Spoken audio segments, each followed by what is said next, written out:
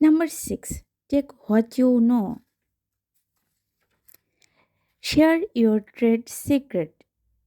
The impulse to keep to yourself what you have learned is only shameful. It is destructive. Anything you do not give freely and abundantly become lost to you. You open your safe and find ashes. The world of barbecue is not only secretive and competitive. It was a little bit of a shock last winter for me to be standing behind a legendary fraggling barbecue here as in Austin, Texas, watching Prime Minister and barbecue pitmaster wizard Aaron Frankel explain how he smoked his famous ribs in front of a camera crew. My friend Sarah Robertson, a producer at the local PBS station Carlo, and had invited me to watch a trapping of barbecue with Franklin, a crowd-funded YouTube series designed to take viewers through every step of the barbecue process. In the series, Working explain how to modify and offset the smoker, how to select the right wood, how to build a fire, how to select a cut of meat, where temperature to smoke in the meat, and how to slice to finished product. I started eating a Franklin barbecue in 2010 when it was served out of a trailer of Interstate 35. In only 3 years, Franklin has become one of the most famous barbecue joints in the world. 6 days a week, rain or 100 degrees sunshine, there's a line of goes around in block, and each one of those days they sell off the meat. If ever it seems like there is a business that would be intent and secret to itself, it would be this one. When I got to talk the Aaron, his wife, Stacy during break and filming explained that the technique of barbecue is actually very simple, but it takes years and years to master. There is an institution that you only gain through the repetition of practice. Aaron told me that he trains all his employees the same way, but when he cuts into the brisket, he can tell you exactly what did the smoking. Teaching doesn't mean instant competition. Just because you know the master's technique doesn't mean you are going to be able to emulate in right away. You can watch Franklin's tutorials over the hour, but are you ready to start spending 22 hours a day smoking meat that will shell out 2 hours? Probably not. If you are me, you will pay in $13 a pound, even more gladly. The Franklins also just genuinely love barbecue and they go out their way to share their knowledge. People often stop by their own attempts at brisket, and Aaron is always gracious and patient when answering their question. One don't get the feeling they any of this calculated. It's just the way they operate their squad and beginners of the to feel an obligation to pass on the way they learn. Of course, many chefs and restaurants have become rich and famous by sharing their recipes and their techniques. In their book, Rework Jason Fried and Drive Wayne Miller Hanson encourage businesses to eliminate chefs but out teaching their competition. What do you do? What are your recipes? What's your cookbook? What you tell the world about how you operate the informative education and promotional. They encourage business to figure out an equivalent of their own cooking show. Think about what you can share from your process that you would inform the people you are trying to reach. Have you learned a craft? What are your techniques? Are you skilled at using certain tools and materials? What kinds of knowledge comes along with your job? The minute you learn something, turn around and teach it to others. Share your reading list, point to help reference materials, create some tutorials and post them online. Use process as a blogger, Kathy Serious says. Make people better at something they way to better at teaching people doesn't subtract value from where you do. It actually adds to it. When you teach someone how to do your work, you are in effect generating more interest in your work. People feel closer if your work because you are letting them in our own. Best of all, when you share your knowledge and your work with others, you receive an education in return.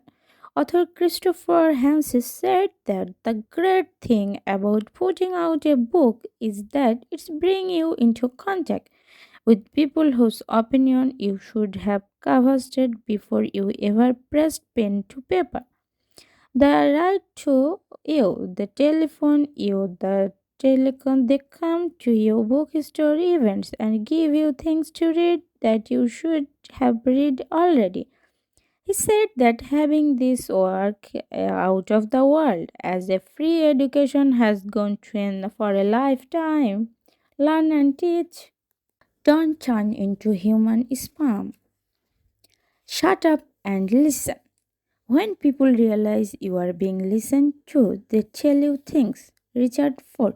When I was in college, there are always one classmate is every creative writing workshop who claimed I love to write, but I don't like to read. It was evident right away that you would be pretty much right and they kid up completely.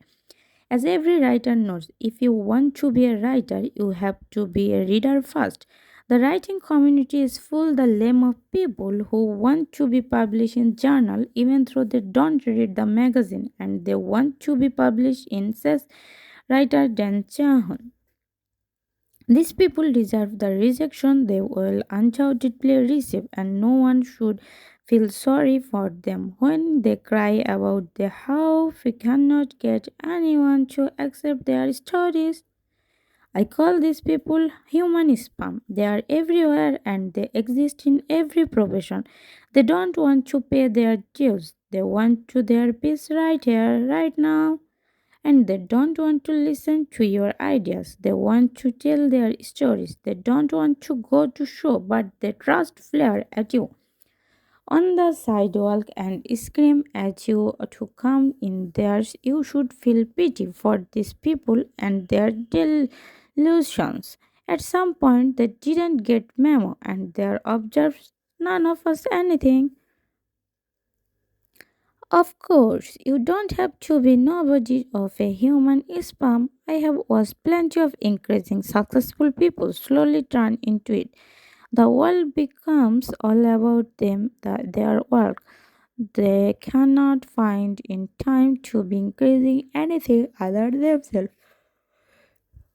No matter how famous they get, the forward thinking artists today aren't just like for passive consumers and just looking their fans of the collaboration potential customer. The artist acknowledgement their good work isn't created in a vacuum and their experience the art of always two-way state incomplete without feedback.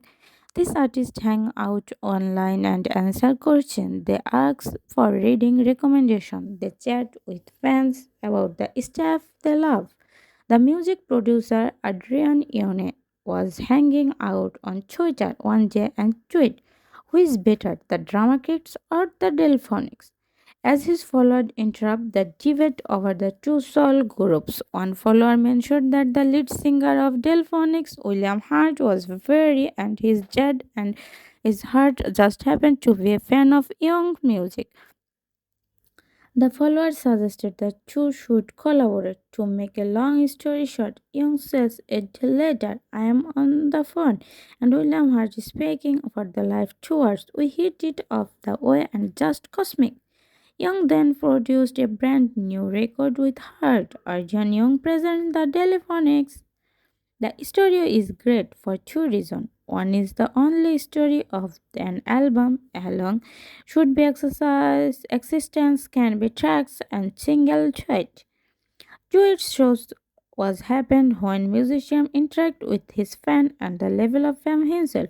If you want fans, you have to be a fan list first. If you want to be accepted by a community, you have to be first a good citizen of this community. You are only pointing to your own stuff online. You are doing it wrong. You have to be a connector. The right blank Balter calls it begin an open note. If you want to get, you have to give. If you want to be noticed, you have to notice. Just shut up and listen once in a while. Be thoughtful, be considerate, don't turn into human spam. Be a open mode. You want hearts, not eyeballs. What you want is to be followed by human beings who care about issues you care about. These things we make together. This time is about hearts and minds, not eyeballs. Jeffrey Zelda. Stop worrying about how many people follow you online and start worrying about the quality of people who follow you. Don't waste your time reading articles about how to get more followers. Don't waste time following people online just because you think I will get you somewhere. Don't talk to people you don't want to talk, and don't talk about stuff you don't want to talk about. If you want followers, be someone worth following. Dolan Bellingham supposedly said it to one of his students, have to try making yourself a more interesting person. That seems like a really thing to say. Useless things of recording interesting the way Lighter and Source does for the him and to be interesting and curious, attentive, and to practice occasional projection of interest. To put it more simply, if you want to be interesting, you have to be interested. Be a good judge to everybody. Look and listen. Learn how to work with others' brain. Give credit and get out of the way. It is actually true that life is all about you, who you know, but who you know is largely dependent on who you are and what you do, and people you know can't do anything for you are not doing good work. Connections don't mean shit, says record producer Steve Albini. I have never had connected to the natural outgrowth of this thing I was doing anyway. Albini learns how many people waste time and every trying to make connection instead to getting good. They are do and being good and sometimes clouds of the connection. Make steps you love and talk about the steps you love and connect people kind of the steps. It's that simple. Don't be creepy. Don't be a jerk. Don't waste people's time. Don't ask too much. And don't ever ask people to follow you. Follow me back is the saddest questions on the internet. The vampire test. Whatever exists you do it. Go do it. Whatever drains you, stop doing it. Derek Stivers. There is a funny story of John Riderson's biography, A Life of Pikachu. Probably Pablo Pikachu, was notorious for sucking all of the energy out of people he met. His granddaughter Marina claimed that he sequestered people like one of his tubes of oil paints. You will have the hedging out of the Pikachu and then you don't nervous and exhausted. Pikachu would go back and studio print all night using the energy he sucked out of you. Most of people put up and with very because they got to hang out with Pikachu all day, but not consistent Bransui and Romanian bronze structure. Bransui sailed the Carpent Mountains, and he knew the vampire when he saw one. He was not going to have his energy on his fruit of his energy, judged by Pikachu. So he refused to have anything to do with him. Ramsey practices with I call the vampire test. It's a simple way to know who you should let and in out of life. If after hanging out of with someone and worn out depleted the person is a vampire, if after hanging out of with someone you still feel full of energy, that person is not a vampire. Of course, the vampire test works on many things in our lives, not just people. You can apply in jobs, hobbies, and places, etc. Vampire cannot be cured. Should you find yourselves in the presence of a vampire, be like Brancusi and banish of the forever. Part of the act of creating and discovering your own kind. They are everywhere, but don't look for them is wrong place. Henry Miller. Identity your fellows concaliveries. I recently became fascinated by baseball pitcher art and Chickly Dink's pitch of the conky ball, a slow accord pitch that really hard to throw with any kind of consistency. When a pitcher throws a conky ball, he released the baseball with a little spin as possible. The air connect moves against the baseball seams and it makes the baseball move really strangely. Once a good knuckle ball is thrown and equally unpredictable to batter and a catcher and the pitcher throw it. Sounds a lot like the creative process. Basketball pitchers is basically the ugly duckling of baseball.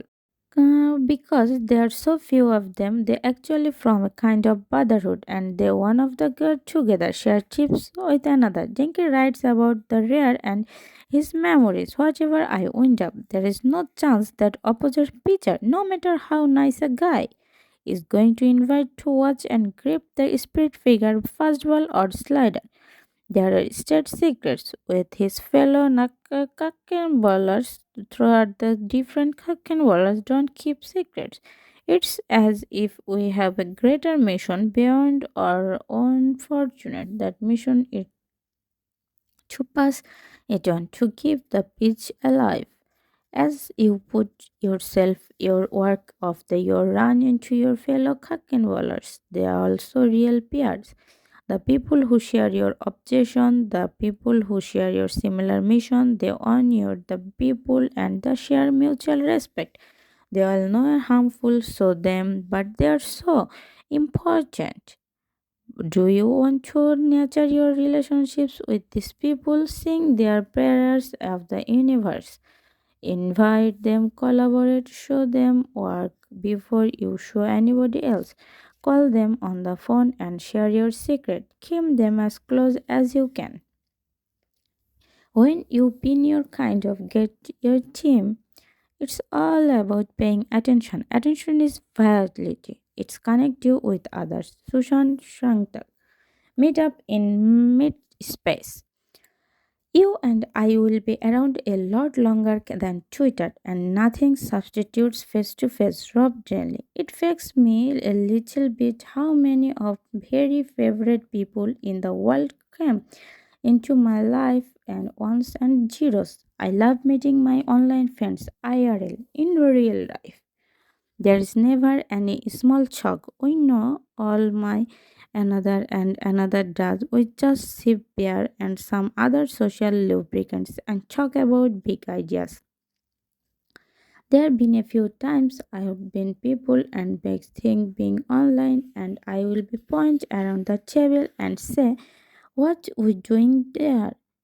I love the phenomenon of meetup at online community throwing a party at a bar or a restaurant and inviting everybody to show up a certain place of time.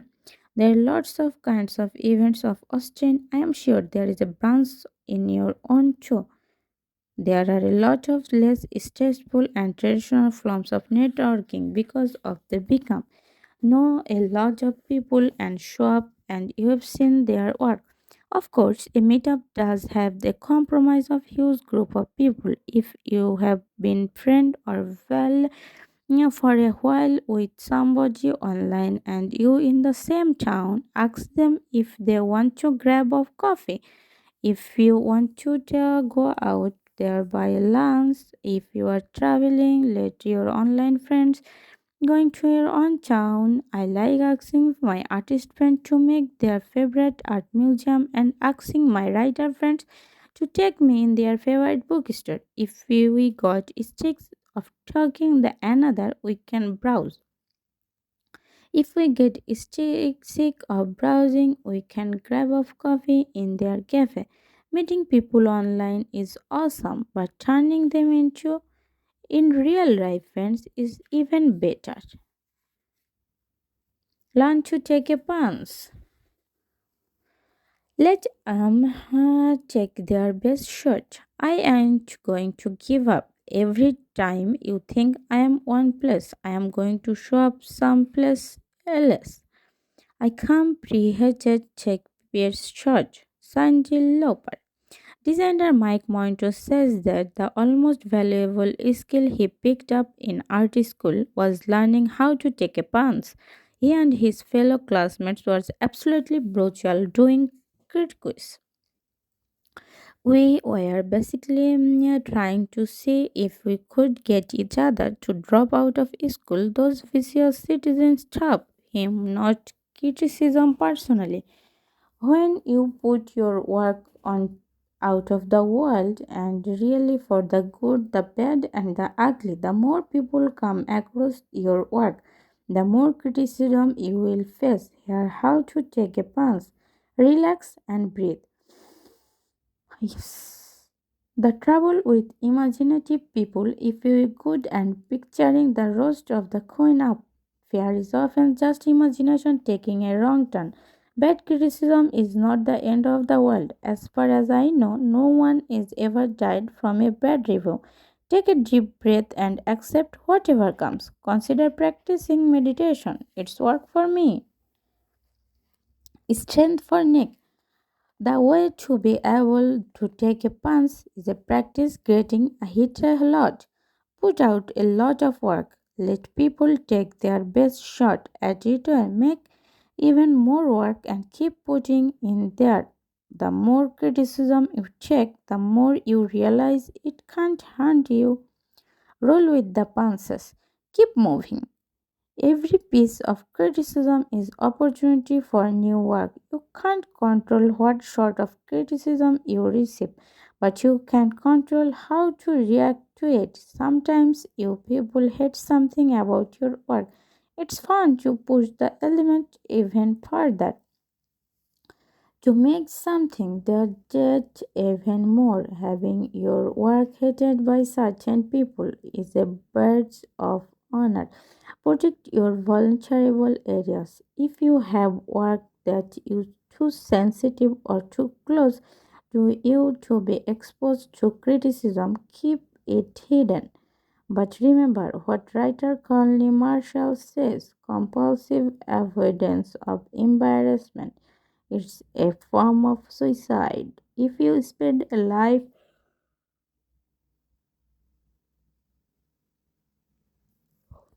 avoiding vulnerability, you and your work will never truly connect with other people.